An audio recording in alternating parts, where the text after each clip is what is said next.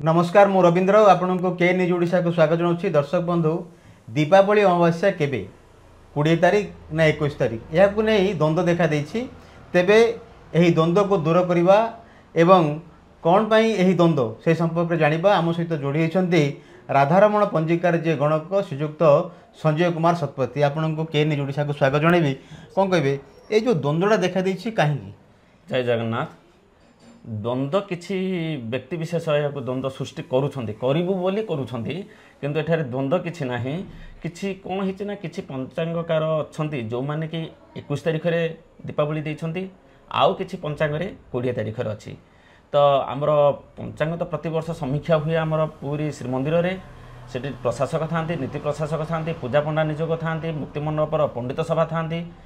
ता सहित जिते जन पंचांग कार अच्छा से उपस्थिति से रही है बर्तमान शुणा जो द्वंद्व मिलूँ 20 तारिख ना 21 तारिख में आम दीपावली उपया श्राद्ध पालन करवा प्रकृतपक्षे आर गोटे काल थाए काल आमर विभिन्न प्रकार बही अच्छी पंडित सर्वस्व देखु निर्णय सिंधु देखु अयम प्रदोष व्यापिनी ग्राह्य अच्छी प्रदोष इत्युक्ते सूर्य अस्तर 6 दंड बा त्रिमुहूर्त अथवा आम जदि स्टैंडर्ड टाइम अनुसार देखा 2 घंटा 24 मिनिट जदि शास्त्र रे आमर जो पंडित सर्वस्व अच्छी सी कहते सेठारे वर्णित अच्छी निर्णय सिंधु वर्णित अच्छी जदि उभय दिन को प्रदोष पाऊँ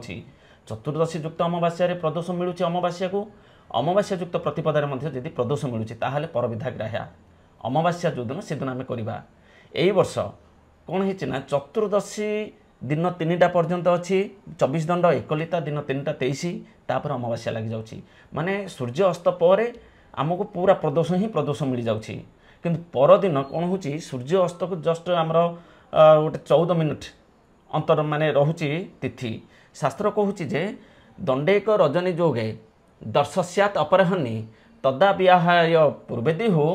अपराह्नि परे दिहु सुखरात्रिक जदि गोटे दंड था आमर अमावास्या तिथि सरीबा समय को बा सूर्य अस्त जिते हेले ता पर को गोटे दंड अर्थात 24 मिनिट अढ़े दंडे आमर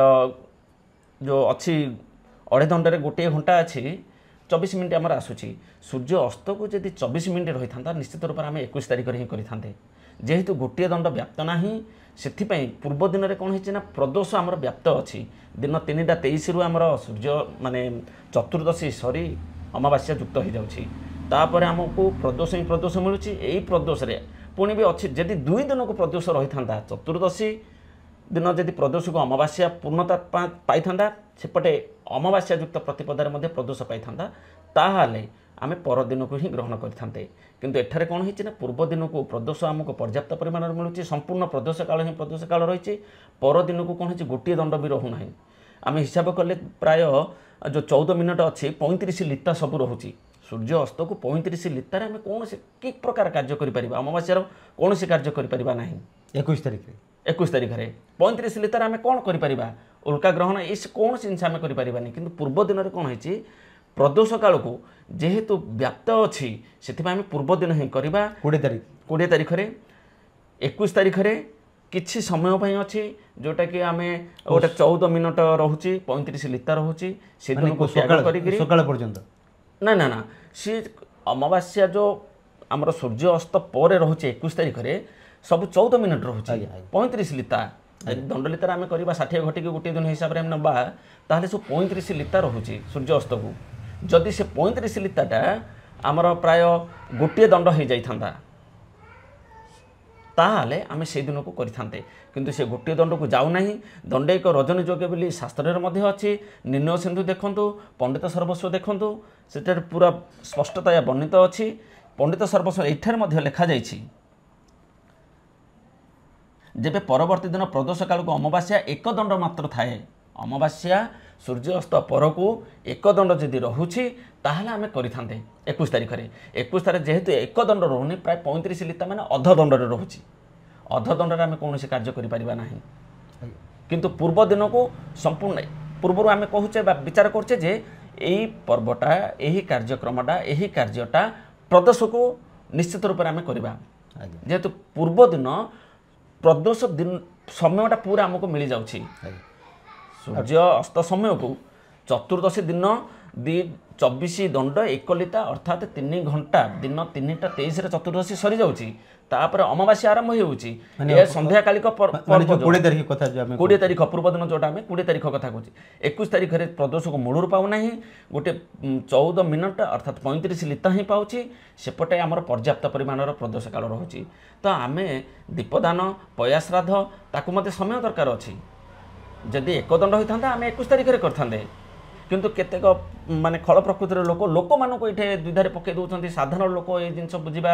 ଟିକେ କଷ୍ଟକର ଅଟେ ସେଥିପାଇଁ କିଛି ସୋସିଆଲ ମିଡ଼ିଆ ମାଧ୍ୟମରେ ସେମାନେ ଏଗୁଡ଼ାକୁ ସବୁ ଆକ୍ଷେପ କରୁଛନ୍ତି ମାନେ ନିଜେ କିଛି ବୋଧେ ଆଜି ମୁଁ ଦେଖୁଥିଲି କିଛି ପଞ୍ଚାଙ୍ଗରେ ଭୁଲ ଅଛି ସେ ଆମର ୟୁନିଭର୍ସିଟିରେ ମଧ୍ୟ ସେ କହୁଥିଲେ ଯଦି ଭୁଲ ଅଛି ତାକୁ ସ୍ୱୀକାର କରନ୍ତୁ 21 ତାରିଖରେ 21 ତାରିଖରେ ଯେଉଁ ଦେଇଛନ୍ତି କେତେଜଣ ଅଜ୍ଞାନବଶତଃ ଦେଇଛନ୍ତି ତାହେଲେ ସେଇଟାକୁ ସ୍ୱୀକାର କରନ୍ତୁ ଆମର ନ୍ୟାସନାଲ ସଂସ୍କୃତ ୟୁନିଭର୍ସିଟି ଯେଉଁ ଅଛି ପୁରୀ ସଦାଶିବରେ ସେଠାରେ ମଧ୍ୟ ମୁଁ ଆଜି ତାଙ୍କର ବାଇଟ୍ ଶୁଣୁଥିଲି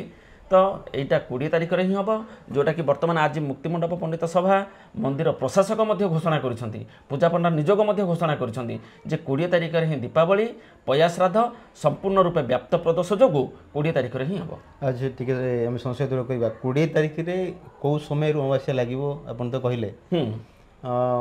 ଆମେ ଯେଉଁ ପୟା ଶ୍ରାଦ୍ଧ କଥା କହୁଛେ ଶ୍ରାଦ୍ଧଟା କେଉଁ ସମୟରେ ଆମେ କରିବା ଆବଶ୍ୟକ 20 ତାରିଖ ପୟା ଶ୍ରାଦ୍ଧଟା ଆମର ଯେଉଁ ରାତ୍ରି ମାନେ ସନ୍ଧ୍ୟା ସମୟକ ଶ୍ରାଦ୍ଧ ଆମେ କରୁଛେ ପୟା ଶ୍ରାଦ୍ଧ ସେଇଟା ଉଲ୍କା ଗ୍ରହଣ ଆମେ ଦିନରେ ତ କିଛି ମାନେ ଉଲ୍କା ଗ୍ରହଣ କରିପାରିବାନି ନା ସେଥିପାଇଁ ଆମେ ତାର କାଳ ଯେଉଁ ନିର୍ଦ୍ଧାରଣ ହେଇଛି ପ୍ରଦୋଷ କାଳ ବୋଲି ସୂର୍ଯ୍ୟ ଅସ୍ତର 6 ଦଣ୍ଡ ବା 3 ମୁହୂର୍ତ୍ତ ବା 2 ଘଣ୍ଟା 24 ମିନିଟ୍ ସୂର୍ଯ୍ୟ ଅସ୍ତ ଯେଉଁ ସମୟରେ ହେଉଛି ସେଇଠାରୁ 2 ଘଣ୍ଟା 24 ମିନିଟ୍ ଭିତରେ ଆମେ ଏ କାର୍ଯ୍ୟ ସବୁ କରିବା ମାନେ 20 ତାରିଖରେ ହିଁ ପ୍ରଦୋଷ ଯେହେତୁ ପର୍ଯ୍ୟାପ୍ତ ପରିମାଣର ଅପରାହ୍ନ ପରେ ଆମେ ରାତି ସାରା ମଧ୍ୟ ଆମେ କାର୍ଯ୍ୟ ରାତି ସାରା ଆମର ପ୍ରଦୋଷ କାଳ ପୁରା ମିଳିଯାଉଛି ଏଠିରେ ସନ୍ଦେହ ହିଁ ଆମର ରହିବା ଆବଶ୍ୟକ ଆଉ ଗୋଟେ କଥା ହେଉଛି ପୟା ଶ୍ରାଦ୍ଧ ଗଲା ବଡ଼ ବଡ଼ିଆଙ୍କୁ ଡାଙ୍ଗ ଦେଖେ ସେଇଦିନ 20 ତାରିଖ ଦିନ ହିଁ ବଡ଼ ବଡ଼ିଆଙ୍କୁ ଡାକ ଦେବା ପ୍ରଦୋଷ କାଳକୁ ଯେହେତୁ ରହୁଛି 20 ତାରିଖରେ ହିଁ ବଡ଼ ବଡ଼ିଆଙ୍କୁ ଆମେ ଡାକ ଦେବା ଡାକ ଦେଖେଇବା ବାଣ ଫୁଟାଇବା ସମସ୍ତ ପ୍ରକାର କାର୍ଯ୍ୟକ୍ରମ ଆମେ 20ରେ ହିଁ କରିବା 21 ତାରିଖରେ କୌଣସି କାର୍ଯ୍ୟ ହେବ ନାହିଁ ଶ୍ୟାମାକାଳୀ ପୂଜା ଶ୍ୟାମାକାଳୀ ପୂଜା ମଧ୍ୟ 20 ତାରିଖରେ କାହିଁକି ନା ଶ୍ୟାମାକାଳୀ ପୂଜା ଅର୍ଦ୍ଧରାତ୍ରି କାଳିକ ପୂଜା ଯେହେତୁ ଅମାବାସ୍ୟା ଅର୍ଦ୍ଧରାତ୍ରି 20 ତାରିଖକୁ ପର୍ଯ୍ୟାପ୍ତ ମାନେ ରହିଯାଉଛି ବ୍ୟାପ୍ତ ହେଉଛି 21 ତାରିଖକୁ ରହୁନାହିଁ 21 ତାରିଖ ସୂର୍ଯ୍ୟ ଅସ୍ତର 14 ମିନିଟ୍ ପର୍ଯ୍ୟନ୍ତ ଅମାବାସ୍ୟା ରହୁଛି କିନ୍ତୁ 20 ତାରିଖ ଦିନ ଅର୍ଦ୍ଧରାତ୍ରି ଶ୍ୟାମାକାଳୀ ପୂଜା ହେଉଥିବା ଯୋଗୁଁ ଯେହେତୁ 20 ତାରିଖ ଦିନ ଅର୍ଦ୍ଧରାତ୍ରିକୁ ଅମାବାସ୍ୟା ଯୁକ୍ତ ହେତୁ 20 ତାରିଖ ଦିନ ଅର୍ଦ୍ଧରାତ୍ରିରେ ଆମେ ଶ୍ୟାମାକାଳୀ ପୂଜା କରିବା ତେଣୁ ଆମେ 21 ତାରିଖରେ ଆମେ ଯେଉଁ ସନ୍ଧ୍ୟା ପରେ ଆଉ କିଛି କୌଣସି ନାଇଁ କୌଣସି କାର୍ଯ୍ୟକ୍ରମ ହେବ ନାହିଁ ସେଇ ସବୁ ତ କାର୍ଯ୍ୟ ଆମର 20 ତାରିଖରେ ହେଇଯାଉଛି ଆଉ 21 ତାରିଖରେ କିଛି କାର୍ଯ୍ୟ ହିଁ ରହୁନାହିଁ ତେଣୁ ଦୀପଦାନ ଯେଉଁ କୁହାହେଉଛି ଦୀପଦାନ ଡାଙ୍ଗ ଦେଖା ବାକି ପୟା ଶ୍ରାଦ୍ଧ ଆମର ଉଲ୍କା ଗ୍ରହଣ ଆତସବାଜି ଯେଉଁ ସମସ୍ତେ ବର୍ତ୍ତମାନ ଚାଲିଛି ଏଇ ସବୁ ଯାକ ଆମର 20 ତାରିଖ ଦିନ ହିଁ ଅନୁଷ୍ଠିତ ହେବ ଆଚ୍ଛା ଏଇ ଯେଉଁ ପଞ୍ଚାଙ୍ଗ ଏମିତି ମାନେ 2 ଦିନ ଲେଖେ ଯେଉଁ ହେବାର କ'ଣ କାରଣ ଥାଇପାରେ ଏମିତି କ'ଣ କିଛି ରହିଛି ଯେ ତିଥି ନକ୍ଷତ୍ର ଏମିତି କ'ଣ କିଛି ସିଏ ଗଣନା ଉପରେ ନିର୍ଭର କରେ ଆମର ଓଡ଼ିଶାରେ ପ୍ରାୟ 14-15 ପ୍ରକାର ପଞ୍ଚାଙ୍ଗ ବାହାରୁଛି କିଏ ସିଦ୍ଧାନ୍ତ ଦର୍ପଣ ଅନୁସାରେ କରୁଛି କିଏ ଲାହିରୀ ଅନୁସାରେ କରୁଛି କିଏ ଭାସୁତି ଅନୁସାରେ କରୁଛନ୍ତି କିଏ ଏଫେମେରିଜ୍ ଅନୁସାରେ କରୁଛନ୍ତି ସମସ୍ତଙ୍କ ଗଣିତ ସମାନ କେବେ ହେବ ନାହିଁ ମିଶିବନି ଗଣିତ ଅଲଗା ରହିଲା ତା ସହିତ କ'ଣ ହେଉଛି କେତେ ଭ୍ରମର ସହିତ ମଧ୍ୟ ଦେଉଛନ୍ତି କାହିଁକିନା ଆପଣ ଦେଖନ୍ତୁ ଏଠାରେ ପୁରା ସ୍ପଷ୍ଟ ଭାବରେ ଲେଖି ଦିଆଯାଇଛି ଆଠୁ ଆମେ ଆଉ କୁଆଡ଼େ ଯିବା ଅଲଗା ଆମେ ଯେତେବେଳେ ଗୋଟେ ପର୍ବ ଦେବା ନିଶ୍ଚିତ ରୂପରେ ଶାସ୍ତ୍ରକୁ ଅନୁସରଣ କରିବା ଆମ ନିଜକୁ ଅନୁସରଣ କରିବା ନାହିଁ ଆମେ ନିଶ୍ଚିତ ରୂପରେ ଶାସ୍ତ୍ରକୁ ଅନୁସରଣ କଲେ ଆମେ ଠିକ୍ ନିଷ୍କର୍ଷ ପାଇପାରିବା ଆଚ୍ଛା ଦୀପାବଳିରେ ମଧ୍ୟ ଅନେକ ଲୋକ ଯେଉଁ ଉପବାସ ମଧ୍ୟ କରିଥାନ୍ତି ଯେଉଁ ଶ୍ରାଦ୍ଧ ତ କରିଥାନ୍ତି ଉପବାସ କ'ଣ ୟାର ସବୁ ନୀତି ନିୟମ କେଉଁ ସମୟରୁ କେମିତି ହେବ ଗୋଟେ ପ୍ରଶ୍ନ ଆସୁଛି ଯେଉଁମାନେ ମହାଳୟା ଶ୍ରାଦ୍ଧ କରିନାହାନ୍ତି ଆଜ୍ଞା ସାର୍ ତ ଅମାବାସ୍ୟା ଦିନ କରିବେ ଯଦି ଜଣେ ଅମାବାସ୍ୟା ଆଜି ସିନା ଆମକୁ ଏଇ ସନ୍ଧି ମୁହୂର୍ତ୍ତରେ ରହିଯାଇଛି ବୋଲି ଆମେ ଗୋଟେ ତାପରେ ତର୍ଜମା ଚାଲିଛି ଯଦି ଅମାବାସ୍ୟା ଦିନ 5ଟା ପର୍ଯ୍ୟନ୍ତ ସନ୍ଧ୍ୟା 5ଟା ପର୍ଯ୍ୟନ୍ତ ରହନ୍ତା ତାପରେ ସୂର୍ଯ୍ୟ ଅସ୍ତ ହୁଅନ୍ତା ସେଦିନ ଆମେ ଦୀପାବଳି କରନ୍ତେ କି ତ ସେଥିପାଇଁ ଆମେ ପଞ୍ଚାଙ୍ଗରେ ପୁରା ସ୍ପଷ୍ଟରେ ଭାବରେ ଲେଖିଦେଇଛୁ ଯେ ପୂର୍ବ ଯେଉଁ ଦିନ ଆମର ପୟା ଶ୍ରାଦ୍ଧ ଆମେ ଦେଇଛେ 20 ତାରିଖ ଦିନ ସେଦିନ ସେମାନେ ଦିବସରେ ଯେଉଁମାନେ ମହାଳୟା ଶ୍ରାଦ୍ଧ କରିନଥିବେ ସେଇମାନେ ଏଇ ଦିନ ମହାଳୟା ଶ୍ରାଦ୍ଧ ସମାପନ କରିବେ ଦିନବେଳା ଯେମିତି ହେବା କଥା ଆମର ତ ଶାସ୍ତ୍ର ଅଛି ଯେଉଁମାନଙ୍କର ରହିଯାଉଛି ସେମାନେ କୃଷ୍ଣପକ୍ଷ ଦ୍ୱାଦଶୀ ଅମାବାସ୍ୟାରେ କରିବେ ଦ୍ୱାଦଶୀ ତିଥି ମଧ୍ୟ ପର୍ଯ୍ୟାପ୍ତ ଅଛି ଦ୍ୱାଦଶୀ ତିଥିରେ କରିପାରିବେ ତ ଆମେ ବର୍ତ୍ତମାନ ସେଇଟା ଆମର ନିଷ୍କର୍ଷ ଆସିଲା ସେମାନେ आमे सेठे जो पंचांगकार 5-6 जन जेतुटा पंचांग आमे मुक्ति मंडप को जाइथुलु माने टेम्पल ऑफिस रे आमे सबमिट करथुलु समस्त पंचांगकार मुक्ति मंडप पंडित सभा यूनिवर्सिटी रो हमर धर्मशास्त्रविद माने आसुछंती 3-4 जन धर्मशास्त्र आसुछन ज्योतिष गणक माने मध्ये आसुछंती सेमान मधे गोटे आलोचना हला निष्कर्ष बाहरिला विभिन्न प्रकार शास्त्र को अनुध्यान केवल मौखिक भाव आमे सेठ कोनोसी समस्त पंडित सेठ अछंती आमे तो हुए तो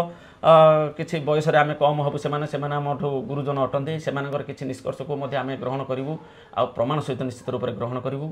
तो सेमाने सब आलोचना हला पर ही ए सब विषय पंचांग रे दिया जाउछि ठीक है जो द्वंद्व चतुर्दशी को समय रे लागुछि से ताकू नै कि विवाद उपजै काई ना नहीं चतुर्दशी नहीं से कोन हिछि अमावास्या सूर्य अस्त को रही गला जदि गोटे दंड रही था निश्चित रूप से 21 तारिख रही था से गोटे दंड रोनी 14 मिनिट अर्थात 35 लिप्ता सब रोची 35 लिप्तार आम कौन कार्य करें ना प्रदोष जे पूर्व दिन पूरा प्रदोष व्याप्त अच्छी प्रदोष काल सबु प्रकार कार्य आम से दिन ही करें से 20 तारिख में समग्र ओडिशावासी 20 तारिख में ही करेंगे आज मुक्तिमंडप पंडित सभा तरफ श्री मंदिर कार्यालय तरफ पूजा पंडा निजोग तरफ आउ विभिन्न ज्ञानी मान तरफ विभिन्न सोशल मीडिया देखुली से तिथिर मान देखी से 20 तारिख को ही निर्धारण कर द्वंद्व आम कौन द्वंद्व रहा ना केते खल प्रकृतिर लोक अच्छा सोशल मीडिया माध्यम लोक मानक विभ्रांत करुँच आम मानक विभ्रांत करूना कहीं आम तो शास्त्र पाखे बसीचु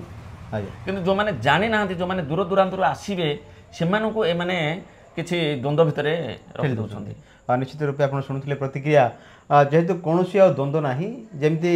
राधारमण पंजिकार जे गणक अच्छा श्रीजुक्त शतपथी महाशय सी आमको अति सुंदर भाव कहते आम 20 तारिख ही दीपावली पालिबा पालन पड़े रोची नमस्कार।